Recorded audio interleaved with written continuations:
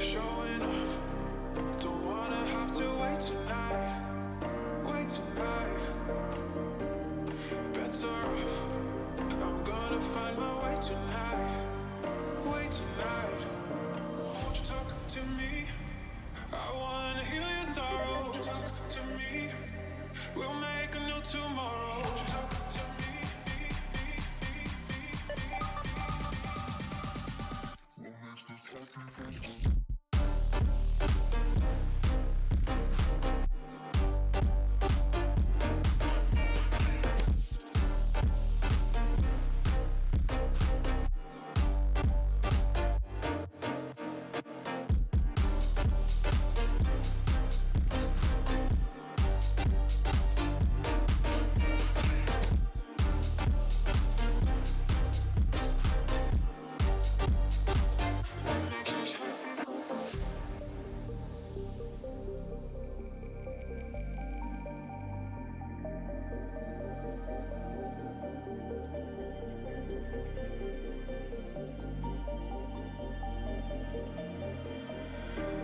Showing off, don't wanna have to wait tonight. Wait tonight, better off. I'm gonna find my way tonight. Wait tonight, won't you talk to me? I wanna heal your sorrow. Won't you talk to me? We'll make a new tomorrow. Won't you talk to me?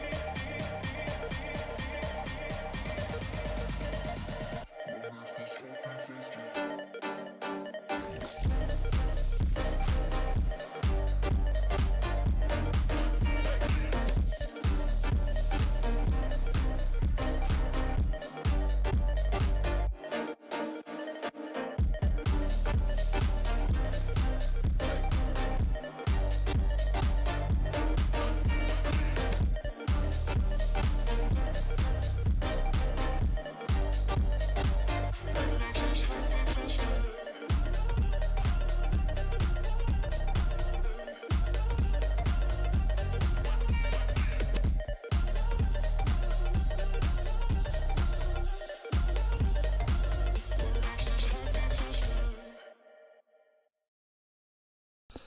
Okay, oh, that's not too bad. I had to move my camera last night and just remembered to readjust it. All right, so of course I do not have captions because, and I already knew this, just didn't get a chance to fix the link. So here we go. Y'all are used to me doing this by now. I do it every single stinking time because I'm forgetful. But that should get us going as soon as I actually start the captions. Yeah. All right. And I'm going to need it in this screen too. So if you don't mind, I'll just go ahead and fix them both because they've got to be done separately. Thank you much for your patience. Now we'll go back to chat. All right. And we are on, what are we on? We are on chapter 11 of Crosscurrent, and we are 62% through the book, according to the Kindle app that I'm using to read it. So here we go.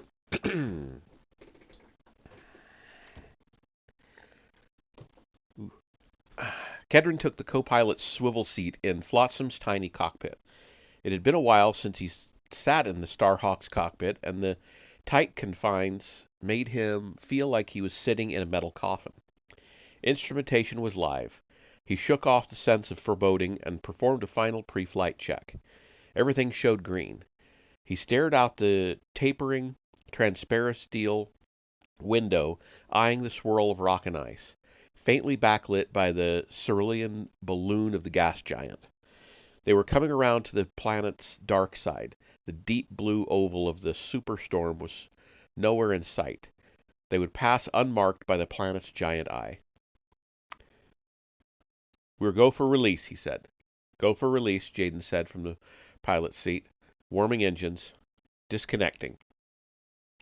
The modified couplings released with a series of deep clicks, and Flotsam floated free of Junker, Just another just another piece of debris floating in the gas giant's belt of ice and rock.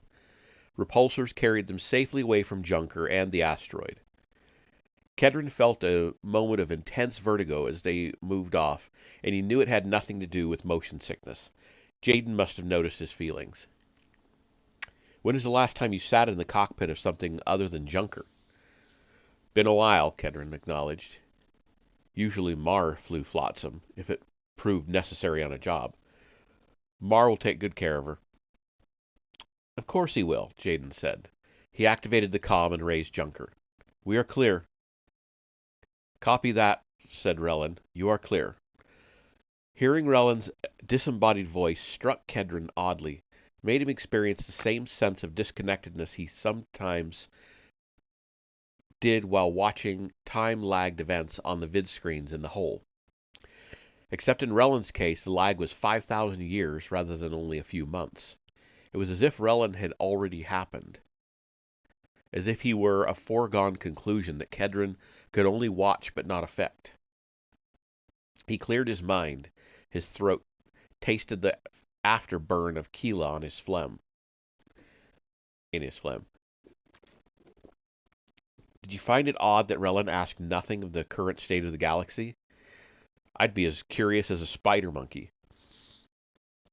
Jaden fiddled with the instrument, and Kedron imagined him putting a filter through his thoughts. I am not surprised, no. No? He knows he's going to die, Jaden said, his tone matter-of-fact. Whether he succeeds or not, he is dead. The radiation will kill him. Kedron's voice was not matter-of-fact. What about Mar? He reached for the comm, not sure what he would say, but Jaden's hand closed over his. Relin will ensure Mar's safety as best he can. He is a Jedi. Jedi, Kedron spat. Spat the word as if he were trying to rid himself of a foul taste. He recalled stories of Saboth's betrayal of outbound flight, and feelings he had not known he possessed bubbled up from his gut and slipped through his lips. You Jedi think you know right from wrong, always making life and death decisions for others. How can you be so certain about it? These are lives, people. I am certain of nothing, Jaden said, and Kedron heard a surprising resignation in the Jedi's tone. Kedron's anger floated away with the rocks and ice. Why are you really here, Jaden? I mean, why really? The vision, yes, but it's more than that. Jaden licked his lips, stared out the cockpit glass, then finally turned in his seat to face Kedron. You really want to know? Kedron sensed that Jaden wanted him to really want to know. He nodded. Jaden stared straight at him, no evasion, and spoke in a tone as flat as a droid's. During the Civil War, when the Jedi assaulted Centerpoint Station, I led one of the teams. I heard of that. The whole station was destroyed. My orders were to move fast and leave no one behind us as we advanced. At one point, we met stiff resistance from the Confederation and some Corellian sympathizers. Eventually, we forced them back, and they fled into a cargo hold and sealed the doors. Kedron could see that Jaden was not seeing the present. He was looking at Kedron, but his eyes had followed his memory back into the past. He was seeing whatever ghosts haunted him. You blew the doors? Cut through them?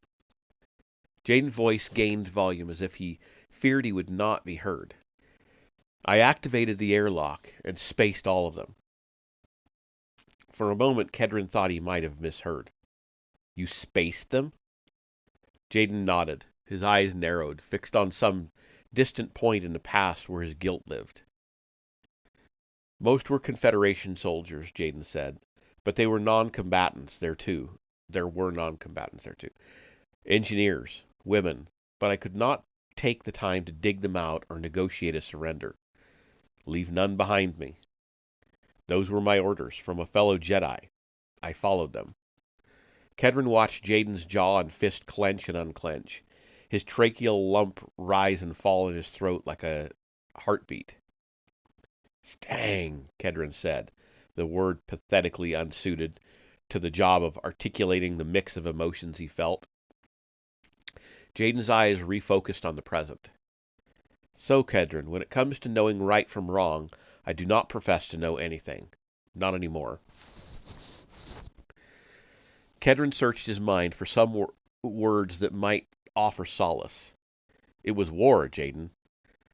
People die in war. What difference does it make if it's by blaster, lightsaber, or the vacuum? Jaden inhaled deeply and looked past Kedron. It makes a difference. Kedron thought about that. Finally, he nodded. I suppose it does. Jaden wore a pained, self-conscious smile behind his beard. You have sins you want to confess, Captain? Now seems to be the time. Something about this cockpit, maybe. Kedron laughed, and it dispelled some of the mood. If I started confessing my sins, Jedi, we'd never get this party started. You ready? Jaden looked out the glass at the churn of the rings, the gas giant. Engaging ion engines, he reported to Junker. Confirmed, responded Relin. At this point, it'll take us an hour to get around the planet and be ready to go, Kedron said over the comm. 1 standard hour, 17 minutes and 36 seconds, Mar answered, eliciting a smile from Kedron. Mark, he said, and marked the in-ship chrono to count down the timeline. They would navigate slowly through the rings, an easy task at low velocity. Come around the gas giant's dark side and try to come at the moon from the opposite side, undetected by Harbinger's sensors, while Junker burst out of the ring and flew right down the cruiser's throat. Relin felt his body fail, his cells popping under the weight of the radiation poisoning. Fatigue and emotional exhaustion made his vision blur from time to time. Sweat dampened the tunic and trousers under his robes, pasted them to his flesh. He sought comfort in his connection to the Force, but it, too, was under assault, popping under the weight of his anger. He found it difficult to maintain a passive screen against the Lignan's ambient energy. It leaked through his defenses in dribs and drabs, though it no longer caused him the same degree of discomfort it had previously. He had become inured to its worst effects. The radiation had polluted his body. The lignin had polluted his spirit. He was failing all over. Mar had Junker's controls. Even if Relin had not lost a hand, the unfamiliar instrumentation would have made it difficult for him to fly. The chrono in the HUD counted down the timeline as they moved into position. He flashed back to the past, his past, recalled sitting beside Drev in the infiltrator countless times, recalled his Padawan's laughter, his joy. It seemed so long ago, yet to Relin it had only been a day. The wound of his grief still bled freely, unscabbed, unscarred. You are thoughtful, Mar said, adjusting course. I was thinking of my Padawan. I see, Mar said. Hunks of rock and ice floated past the cockpit window. Mar did a fine job of steering them through the debris. No doubt he was an excellent pilot, just like Drev. Before our assault on Harbinger, Drev piloted our ship through an asteroid belt not unlike this. At speed? Yes, using the Force. Relin remembered Drev's smile and tried to answer it with one of his own, but he simply could not summon it. His lips twisted into something he imagined looked more like a bared snarl than a smile. He must have been an extraordinary pilot, Mar said. I've never seen anything like what Jaden Core did with Junker. You must have been an exemplary teacher. Relin appreciated what Mar was trying to do, but it brought him no comfort. He shook his head. He had lost one Padawan to the dark side and another to battle. I was a poor teacher, I fear. I was a poor teacher, I fear. To that, Mar said nothing. You've not consulted a navigation computer, Relin said. You do all of the computations in your head? Mar nodded. I've never seen so narrowly focused a gift from the Force. I suspect it has a purpose you do not yet see. Mar smiled. Relin noticing his chipped tooth. Perhaps this moment is its purpose. Perhaps, Relin said, liking Mar despite himself. Moving at 1/8 power while watching the HUD chrono, Mar maneuvered them through the rings until they neared the edge. Far enough, Relin said. He did not want them hanging out there too far, visible to Harbinger's passive scans. The debris in the rings would give them cover until Flotsam got into position. Meanwhile, they would gather some situational intelligence. Through the debris field, they could see the milky glow of the gas giant's moon. I will magnify on the HUD, Mar said. The moon filling a section of the cockpit window grew larger with each press of a button. Larger, larger, until it filled about half the window. Rock and ice floated before them and blocked a clear view, but Mar could see it well enough to note the long, dark form silhouetted against the moon's glow. The moon has moved into orbit around the moon, he said. The cruiser has moved into orbit around the moon, he said. That is more distance than we'll need to close, Relin said. Harbinger will have more time to respond to our approach. Mar tapped a few keys on his console. 281,302 kilometers from here to there. Relin estimated the math in his head. How fast does Junker fly at sublight? We can cover that distance in about a minute. A minute, Relin said, thinking. Too long.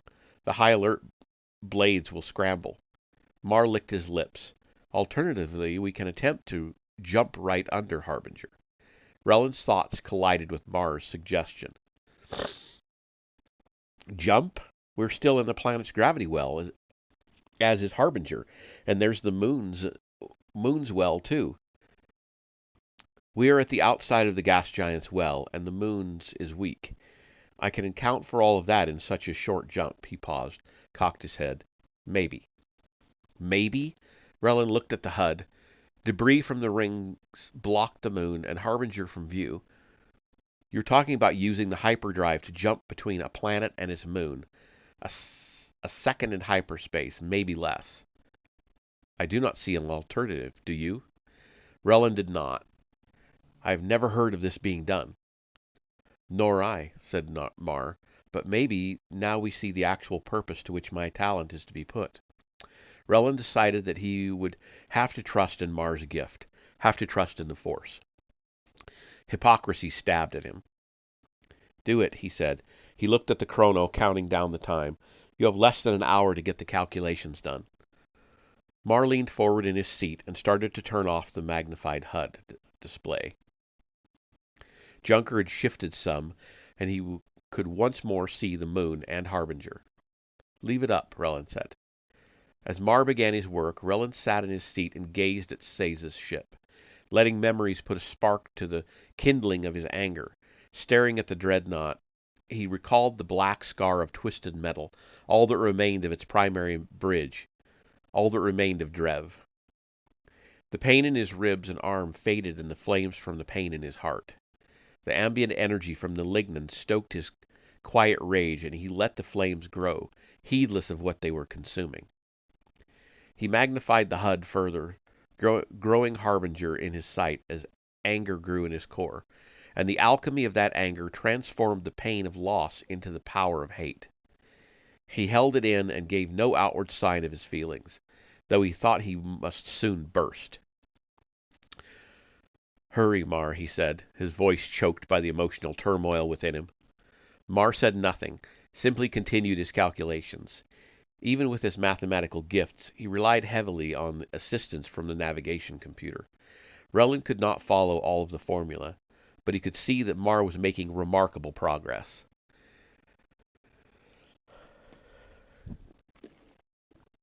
Jaden glided through the rings at 1/2 power, Flotsam twisting and turning to avoid rocks and ice as necessary. Kedron eased back in his chair, hands crossed behind his head.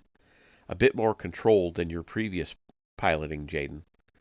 Jaden smiled distantly as he stared out of the slit of the cockpit window, his mind on something else altogether. Kedron wondered if the Jedi regretted confessing to him.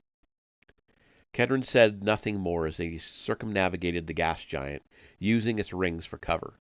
Eventually they caught up with the blue superstorm that looked like the planet's eye, half of it lost in the night side, the other half still in the light and staring. Jaden watched it as if hypnotized. "You all right?" Kedron asked, concerned that Jaden might drift Flotsam into a rock. "Fine," Jaden said, his voice soft. They planned to come around the gas giant and put the moon more or less between them and Harbinger, hoping that their small size would allow them to hide in the moon's scanner signature. A HUD in the cockpit window showed the countdown. If all went as planned, Flotsam and Junker would break from the rings at the same time. Kedron took out the chew stim Mar had given him, ripped it in half. He held peace out. "Jaden?" "Yes, thanks." "Hold it until we actually go," Kedron said. Jaden nodded. Together they watched the chrono and waited. Mar completed the calculations with ample time to spare, then double-checked them.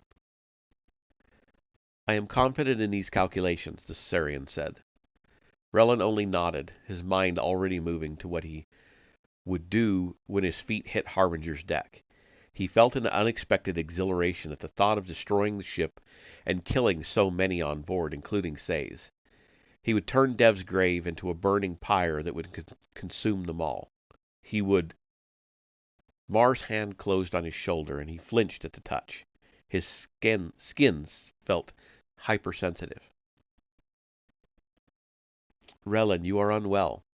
Relin knew he was sweating, breathing too rapidly. "I am all right." He looked at the chrono. 10 seconds. He had traveled 5,000 years into the future to have his life hang on the thread of the single moment they would spend in hyperspace. He flashed on the wide trajectory of the escape pod when it had been caught in Harbinger's wake, and sickening twists and turns of the misjump. Mar put his hand on the lever that would engage the hyperdrive. "I will power us down as the moment we emerge from hyperspace. Are you ready?" Relin took a deep breath, feeling it against his broken ribs. "Yes." They stared at the chrono as it counted down the final seconds. "Prepare yourself for the lignin," Relin said. Mar engaged the hyperdrive. Kedron and Jaden popped the chew stim in their mouths as Jaden took Flotsam out to the edge of the rings. Open space beckoning before them, the moon bifurcated by the sun's light. Kedron dared not scan for Harbinger, lest the cruiser's passive scans pick up the probe. Both of them watched the HUD chrono roll to 0. "Mark," Kedron said. Jaden accelerated to full and blazed through space for the moon. Kel lurked in the black between the moon and the gas giant's rings. He had positioned Predator as best he could to ensure that his scanners would pick up any ship exiting the rings in the direction of the moon. Excuse me. Predator's cockpit had grown cold, but Kel modified his metabolism to maintain a comfortable body temperature. He sat in the darkness of his cockpit, staring into the void of space, wondering at its hidden meanings, seeking the truth of its many lines. His mind drifted on clouds of memory. He thought of the other Anzadi he had met through the centuries. They did not see the Dane Nasi. One had thought Kel mad. In return, Kel had slowly consumed his soup for a standard month, keeping him alive until the very end. Kel was not mad. He was blessed, unique, chosen to see the truth of existence as written in the lines of the universe's fate, and soon he would have its cipher. When he heard his sensor console beep to indicate a contact, he knew it was Jaden Core. He knew, too, where Jaden was going and that he would kill him there. He examined the scan signature of the small craft darting out of the rings. A Starhawk, moving fast, heading for the dark side of the moon. Not Junker, but its attached shuttle. Where was Junker? Kel pushed the thought from his mind. waited a 10 count to give the Starhawk a nice lead, then brought Predator back online and fell in behind it. The Imperial beacon indicated danger on the planet's surface, but given the age of the beacon and the extreme environmental conditions of the moon, Kell expected to find nothing but ice-choked ruins. Still, he would prepare for any eventuality, as always. Relin did not blink, but felt as though he had. His visual senses registered only a blue afterimage rather than a hyperspace tunnel.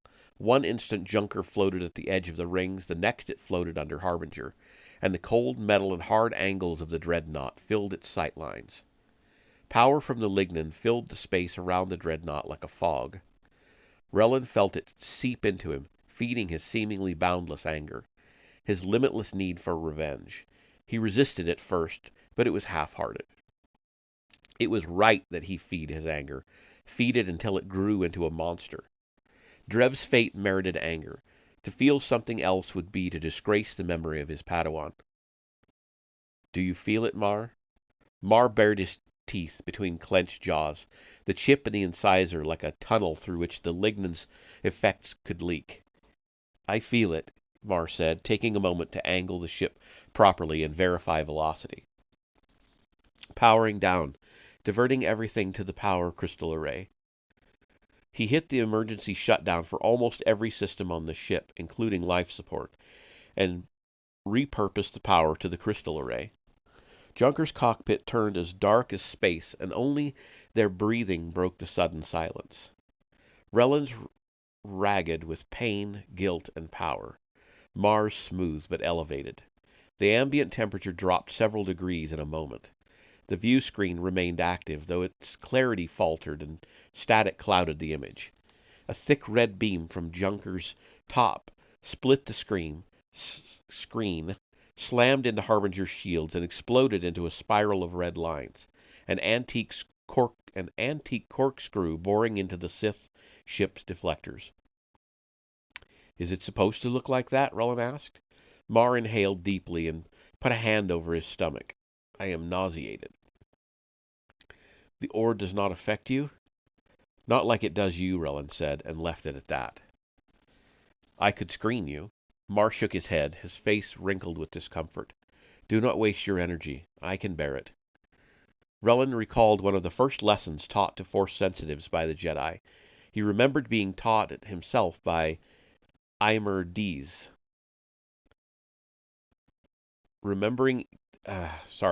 Eimer Dees remembered teaching it to Drev. The words came out of his mouth without thought, a reflex, as Junker coasted through the cold of space toward Harbinger. Imagine in your mind a fortress of stone and steel, with crenellated walls. Within it stands a keep, itself walled. Mar looked a question at him. Do as I say, Relin snapped. It is a simple lesson and it will help. All right. Relin mouthed the words spoken by generations of Jedi while his heart beat false in his chest, while the lignin aided his spirit. He was a liar and he did not care. Again imagine a strong fortress, walled, unbreachable. Within it stands a keep similarly fortified. Do you see it? I have no training. Do you see it? I can imagine it, yes. You are the keep, Mar. The Force is the fortress. Feel it. Feel it. Open yourself to it. He had said the same words to Drev once. Remembering his Padawan threw coal into the oven of his rage, but he kept it from his voice. Do not analyze it. Feel it. Mar held Relin's eyes for a moment, then closed his eyes and steadied his breathing. Relin walked him further down the path, feeling each moment more of a hypocrite. Imagine how you feel calculating a course through hyperspace. Focus on that feeling. Hold on to it. It took almost no time, as Relin had known it would not. A Force sensitive was usually habituated to drawing on the Force unconsciously. Mar did it every time he did mathematics. It usually took only a nudge to open up someone sensitive to simple uses of the Force. Through 5,000 years it had remained just so. Mar opened his eyes, the thickets of his eyebrows raised in wonder. That is surprising. This is what you do to keep it out? Rellan hesitated because he could not tell Mar that he no longer kept it out. Instead, he uttered another lie. Yes. Junker glided under the smooth metal of Harbinger's underside past viewports, idle laser cannon turrets. Rellan imagined that their sudden appearance under the ship had caused no small consternation among Harbinger's crew. They would be scrambling to respond. The landing bay, illuminated with lights around its perimeter, yawned ahead of them, the mouth of a beast. In moments they would be swallowed. "We are near enough to hit the deflectors," Mar said, his voice still filled with the wonder caused by his first conscious use of the Force. As Mar steered Junker through the hole carved by the power crystal, Rellan felt as if he were going down a drain.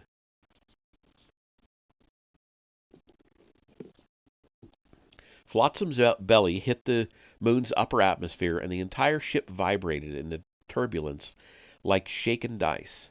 Flames formed around the heat shield, licked up the sides, sheathing the ship in fire. Jaden could see nothing but orange out the cockpit window as the ship skidded through the atmosphere. In his mind, he heard the repetitious call of the beacon. He found himself staring at his fingertips, the fingertips on which his anger or fear sometimes formed force lightning. He did not trust himself anymore, he realized. Doubt was the fundamental core of his being. Rellan had sensed it in him. 20 seconds, Kedron said, switching to repulsors. Jaden leaned forward in his seat, wanting to see the surface the moment the fires dissipated, hoping that something on the moon would dispel his doubt, return him to certainty. The orange gave way to thick swirl of clouds as they descended, and the air thickened. The stresses on the ship changed from the steady, intense vibration of atmospheric entry into the irregular buffeting of powerful winds. Snow and ice streaked past the cockpit transparisteel, frosting its exterior. Jaden recalled his force vision, remembered the feel of the wind against his skin, the frost collecting in his beard, the surface under his feet. Winds upward of 90 kilometers per hour, Kedron observed as gusts rocked Flotsam. Jaden stared through the swirl, heart thumping madly. They broke through the clouds, but the blowing snow and the ice-covered surface allowed him to distinguish nothing. All he saw was a blur of white. There was no revelation in sight. "Get a fix on the beacon," he said to Kedron. Triangulating, Kedron said. He tapped a button, and the beacon sounded on the interior speakers, louder than ever. Jaden leveled Flotsam off at 150 kilometers and slowed its speed. Topographic scans showed vast frozen plateaus, oceans of ice, bordered by enormous mountains. "Got it," Kedron said, and the words put a flutter in Jaden's stomach. "South-southwest, a quarter hour out, near the moon's equator." When Kedron had linked the location of the signal to the Navicomp, Jaden adjusted course accordingly. He realized that he was sweating. He accelerated to full in-atmosphere speed, and Flotsam cut like a knife through the wind, ice, and snow. "Like following breadcrumbs," Kedron said, nodding at the speakers through which the beacon's call carried. Jaden nodded. The hairs on the nape of his neck stood on end. He felt as if he were being watched.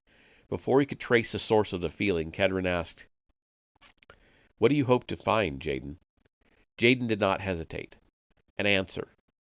He needed one. He could not continue as he had. He ran a sensor scan to ensure they were not being followed. Nothing. Kedron stared blankly out of the cockpit. "What is the question?" Jaden smiled, thinking how close the words cut to his own thoughts. When Jaden did not answer, Kedron said, "I hope Mar and Rellan are all right." "The Force is with them both," Jaden said. Kedron nodded absently, reading the topographic scans, meteorological reports, atmospheric readouts. "Trace elements in the atmosphere suggest volcanic activity here," he said. Jaden imagined hot spots in the surface of the planet where heat and magma leaked up to turn ice into bathing water. He imagined, too, that the oceans under the ice could be thronged with life. Air is frigid but breathable, Kedron said. We'll still need envirosuits, though. Jaden only partially heard Kedron. The Navicomps showed them closing on the coordinates from which the distress signal originated. He leaned forward in his seat, straining to see through the weather. He could not breathe when it emerged from the static of the weather like a lost city. Kedron squinted, staring through the cockpit transparisteel. What is that?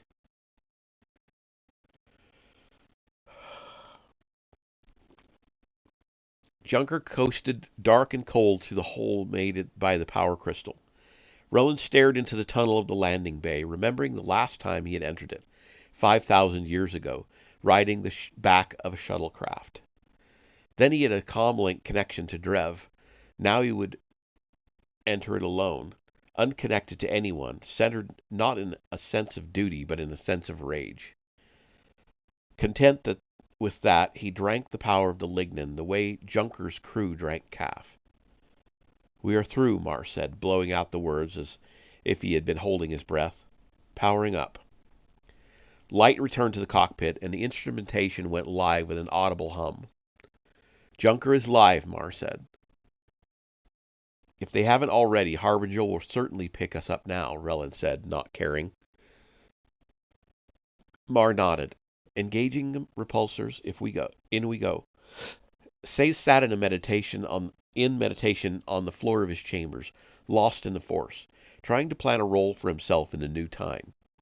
His comlink blinked to life, disturbing his calm.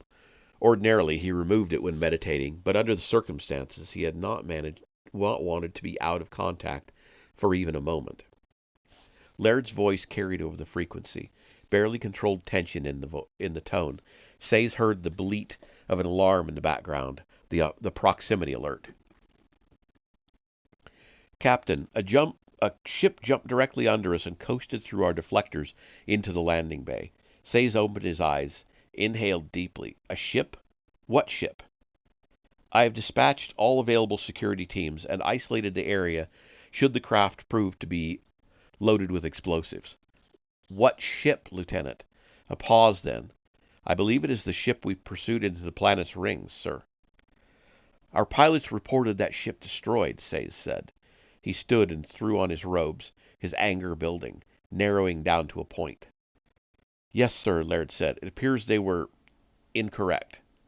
They were duped, Sayes said. Yes, sir. In ordinary times, Sayes might have executed the Blade pilots, but the times were not ordinary. He needed his crew, at least for the time being. He would devise a suitable non-lethal punishment later. I will speak with the pilots later, he said. Yes, sir. Sayes cut off the connection to Laird and opened another, through the Force. He reached out, but tentatively, the way he might have gingerly touched a fingertip on an object that he feared might be too hot. Immediately he felt a familiar presence.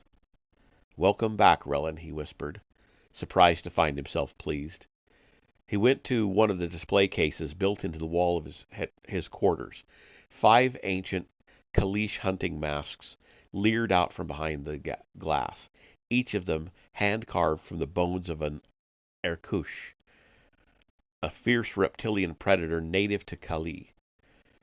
Shamanic runes covered the brow and cheeks of each mask, invoking the spirits to lend the wearer strength, speed, and skill. Sayes opened the case, took a familiar, age-yellowed face from the ancient gallery, fitted it over his own face, and tied it on.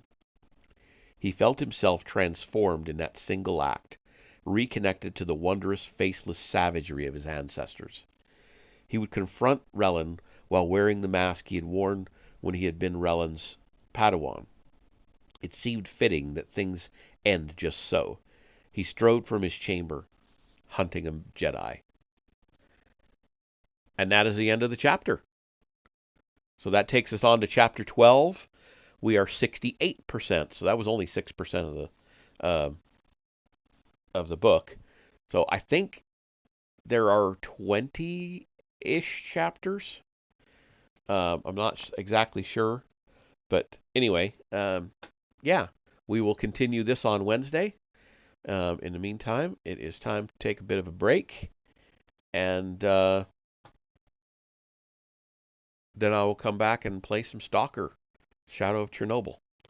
So I will see you in 10-15 minutes.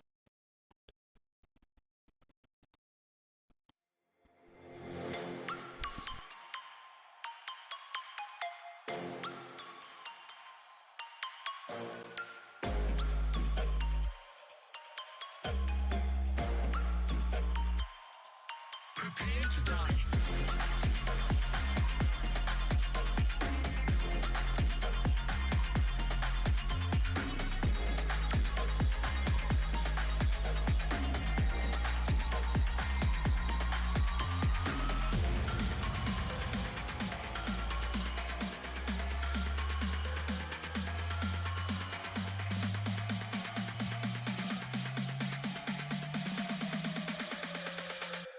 Prepare to die.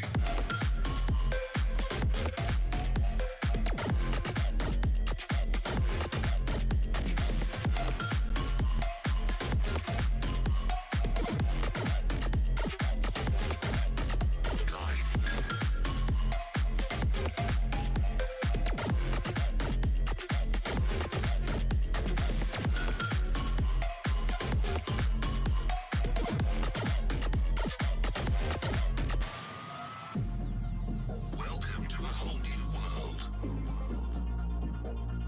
Your planet is now under mid-rangers' control. Humanity will be exterminated.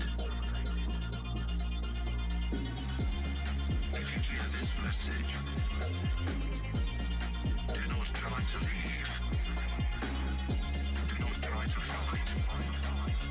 Do not try to resist. You will be eliminated.